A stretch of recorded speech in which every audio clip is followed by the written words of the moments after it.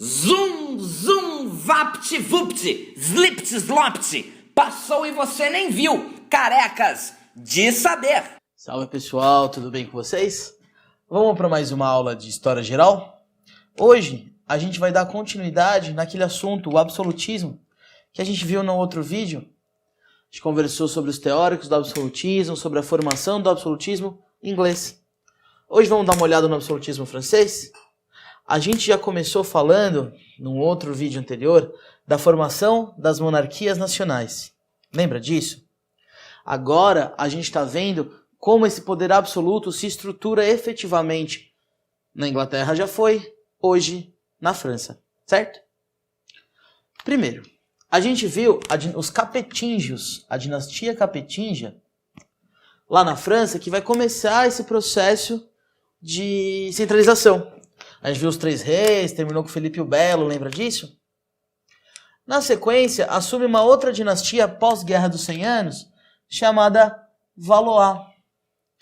A dinastia Valois, ela vai dar continuidade a esse processo de centralização de poder dos capetingios. E nessa aula a gente vai ver que o ápice do absolutismo na França, ele vai surgir com a dinastia Bourbon, beleza? O reinado dos Valois, ele vai ter uma característica muito especial, que vão ser as guerras de religião, as guerras religiosas. O que a gente viu que está acontecendo na Europa, que vai colocar a Igreja Católica em xeque? O protestantismo. A gente vai ver que durante o reinado do Carlos X, que vai aí 14 anos, de 1560 a 1574, você vai ter uma polarização muito grande entre católicos e huguenotes. Aí você vai virar para mim e falar, mas professor, você nunca falou de huguenote num vídeo? Que diabo é isso? Huguenote, pessoal, é o nome que os calvinistas recebiam na França. E essa polarização aí, ela era marcada por quem, né? Você tinha a família Guise, que era católica, né? Que era apoiada pela Catarina de Médici. Quem que é a Catarina de Médici? É ninguém menos que a mãe do Carlos IX. E por uma nobreza que queria manter seus privilégios feudais. Isso é muito importante entender, principalmente para conseguir acompanhar o vídeo de Revolução Francesa lá da professora Giovana, que vocês vão ver, se vocês estão seguindo a sequência aqui do curso. E os huguenotes, né? Quem está do lado desses huguenotes? Você tem a família Bourbon e, obviamente, a burguesia francesa. Certo? Essas tensões sociais da França, elas vão culminar num evento chamado Noite de São Bartolomeu. E que noite é essa? Articulada por essa nobreza católica, foi no dia 24 de agosto de 1572, pouquinho antes do final do reinado do Carlos IX. Essa nobreza francesa vai lançar os católicos contra os protestantes na França. Pra você ter noção, vão ser assassinados 3.000 protestantes, 3.000 calvinistas, 3.000 huguenotes na França. E não vão escapar mulheres, crianças, idosos. Com isso, esperava-se diminuir a influência calvinista, principalmente ao redor do Carlos IX. Afinal de contas, como rei, ele tinha alguns conselheiros calvinistas, huguenotes, e consolidar a França enquanto reino católico. Só que 2 anos depois, a gente vai ter um pequeno problema. O Carlos IX vai morrer. E quando ele morre, vai assumir no lugar dele o Henrique III, irmão dele. E o Henrique III, ele vai ser amigo do Henrique de Navarra Bourbon. E os dois vão se aliar contra o Henrique Guise, que queria assumir o trono francês. Lembra? Família Guise católico, Bourbon, huguenote. Essas tensões entre esses 3 nobres, né, esses 2 nobres e o Henrique Guise, vai gerar uma guerra na França, a chamada Guerra dos Três Henriques.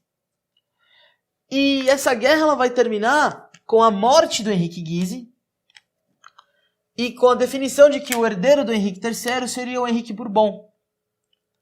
Após a saída do Henrique III do trono, vai ascender a dinastia Bourbon na França. E essa dinastia vai ser responsável pelo absolutismo mais característico, onde todas as características que a gente trabalhou, que a gente conversou naquele vídeo sobre absolutismo, vão estar presentes. Inclusive, é um Bourbon que vai ser o maior rei absolutista da França, que a gente vai conversar hoje, que é o Luís XIV. Tudo bem? Só dando continuidade, o Henrique Bourbon, então, se torna herdeiro do Henrique III. Problema, depois que o Henrique III morre, o Henrique Bourbon, ele não vai ser fácil dele assumir o trono. Não vamos esquecer que a França é muito católica, ela acabou de matar 3.000 protestantes. Essa forte oposição católica vai fazer com que na França surjam em todo o território conflitos armados.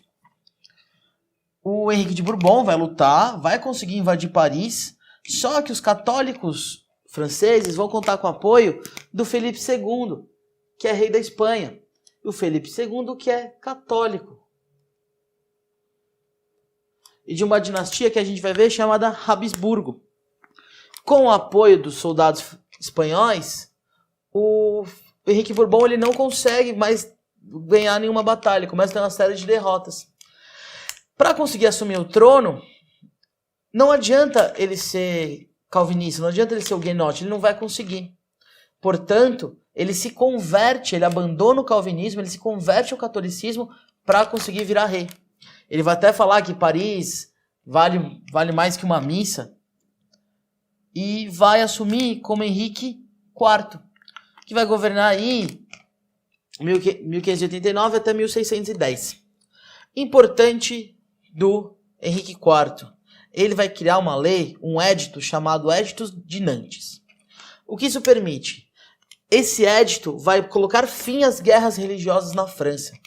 Ele vai dar liberdade de culto aos calvinistas, aos huguenotes. Com isso, ele consegue pacificar o território francês e garantir a consolidação do poder. Tá?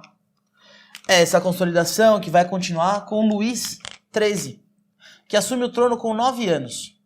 Como ele assume o trono com 9 anos, ele não tem condições de reinar. Então, quem vai assumir a regência, quem vai governar por ele até ele atingir a maioridade, vai ser a Maria de Médici, mãe dele.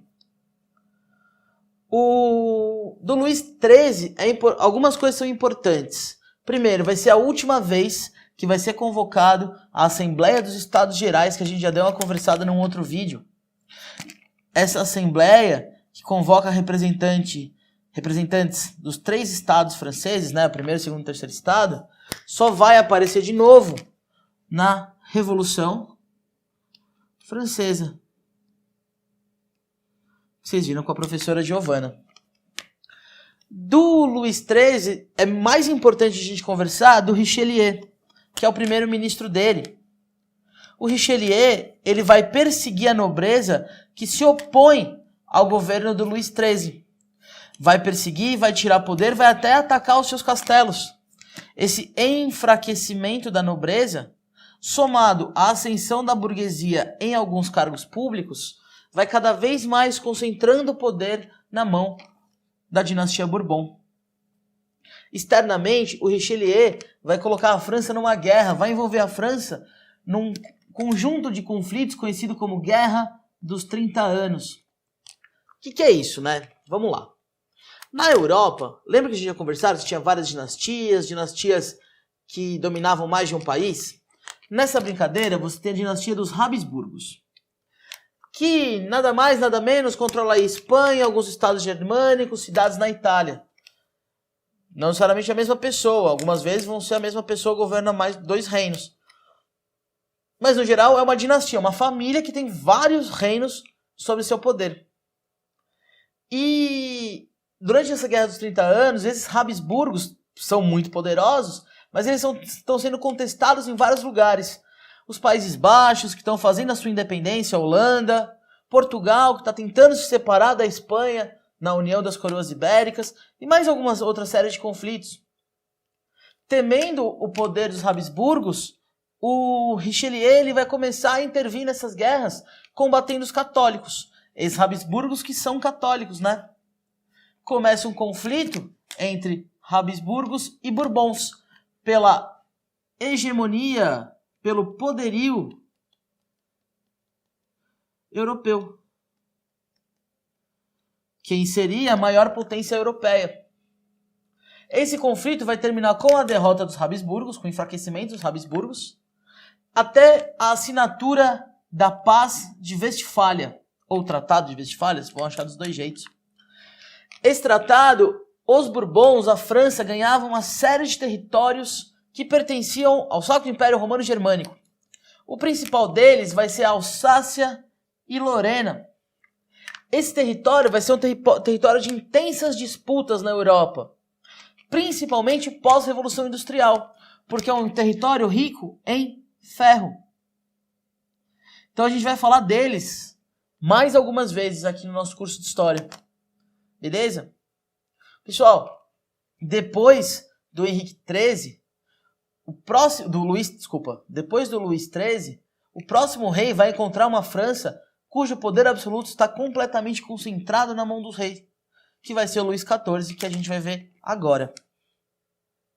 Pessoal, o Luís XIV, ele marca a ascensão definitiva do que vai ser o absolutismo francês no seu ápice, no seu auge, tá? Ele vai assumir, em 1643, menor de idade. Então ele vai precisar de um regente.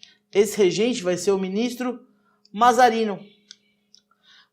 Esse ministro ele vai ser responsável por acabar com os últimos opositores do absolutismo francês.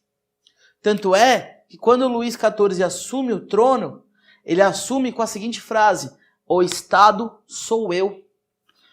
É muito importante você ter isso em mente quando a gente fala do reinado do Luís XIV. Isso aqui é definidor de como ele vai agir politicamente. Quando o Mazarino morre, ele vai colocar como ministro das Finanças o Jean Colbert. E esse cara ele é responsável, a gente já falou um pouquinho disso na nossa aula sobre mercantilismo, pela versão francesa do mercantilismo, o colbertismo. O colbertismo ele vai se basear principalmente na produção de manufaturas.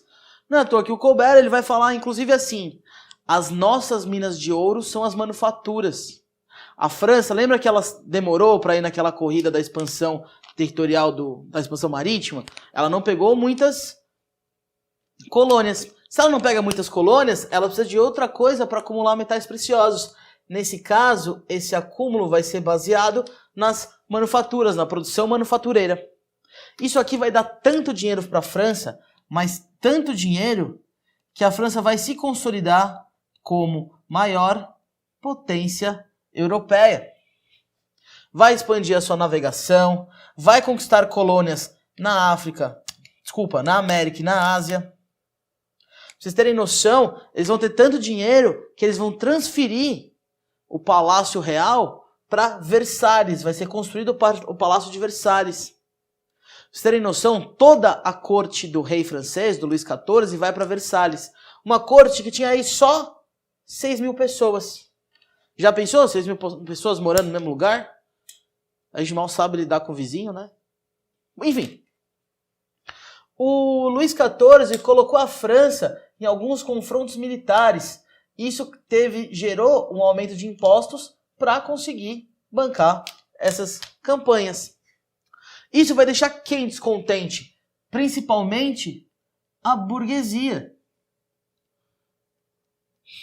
que não gostava de ficar pagando pelos desmandos de um rei que não pensava nela.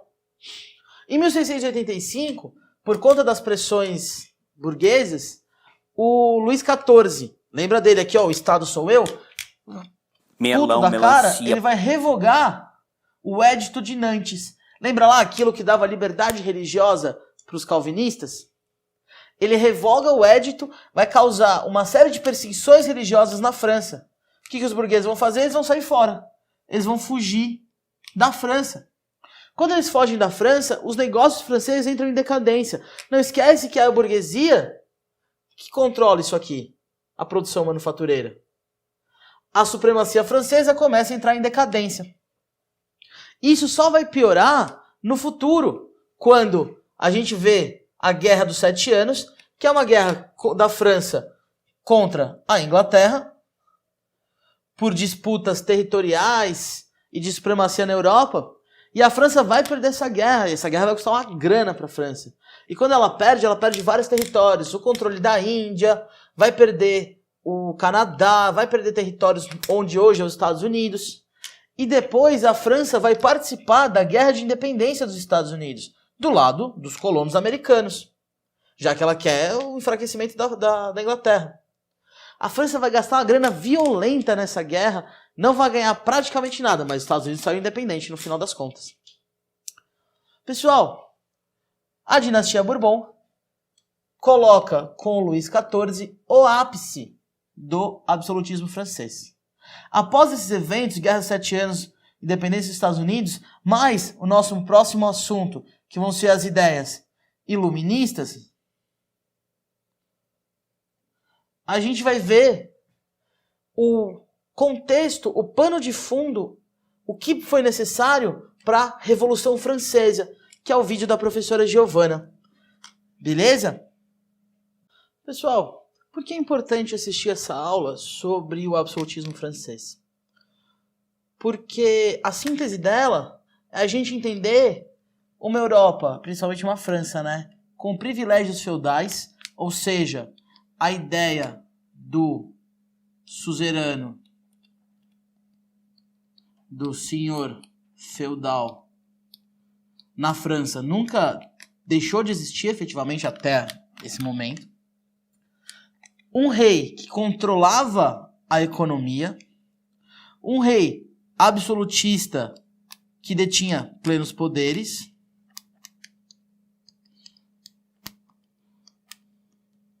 e a ideia de que você tinha um rei, uma lei e uma religião, ou seja, você obedece seu rei, que cria sua lei, que define sua religião, e a ascensão da burguesia, enquanto controladora, detentora do poder econômico.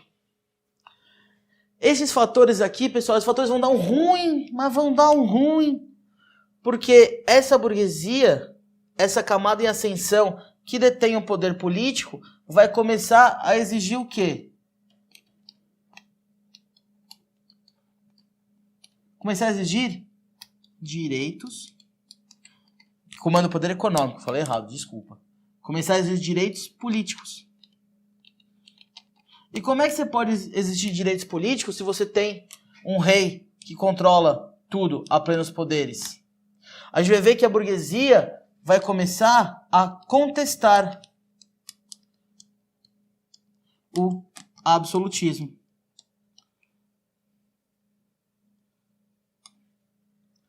Essa contestação vai se dar através de um modelo, né, de um modelo de pensamento e cultural e artístico, conhecido como iluminismo, que vai influenciar uma porrada de movimento, independência dos Estados Unidos, independência do Haiti, Revolução Francesa, que é o contexto teórico que a gente vai usar na nossa próxima aula, beleza? Galera, obrigado por assistir mais esse vídeo, curte o vídeo, se inscreve no canal, compartilha com seus amigos, até mais!